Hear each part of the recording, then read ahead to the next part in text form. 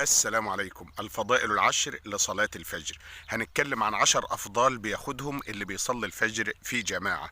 أولا، من صلى الفجر في جماعة دخل في ذمة الله، والحديث أهو.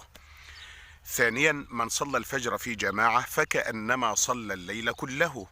أيوة، الحديث صحيح عن النبي صلى الله عليه وسلم. ثالثا، من صلى الفجر في جماعة برأه النبي صلى الله عليه وسلم من النفاق. رابعا، من صلى الفجر في جماعة بشر بالنور التام يوم القيامة. خامسا، من صلى الفجر في جماعة شهدت له الملائكة وأثنت عليه عند الله.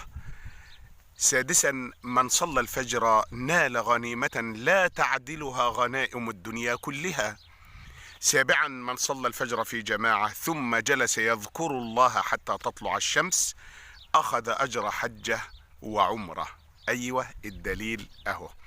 ثامنا، من صلى، ما هنقولش من صلى الفجر، من صلى سنة الفجر أفضل ممن ملك الدنيا بحذافيرها.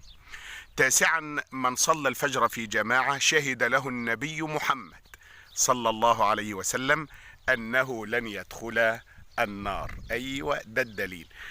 عاشرا، من صلى الفجر في جماعة فاز بالنظر لوجه الله تعالى في الجنة، وهذا هو أعظم الأفضال. دول 10 أفضال لمن صلى الفجر في جماعة. طبعا ناهيك أن الله أقسم بوقت صلاة الفجر في القرآن، إضافة أن القرآن اللي حضرتك بتقرأه وانت بتصلي الفجر تشهده الملائكة عند الله. أيوة، الآية دي. ربنا يبارك فيكم ويحفظكم.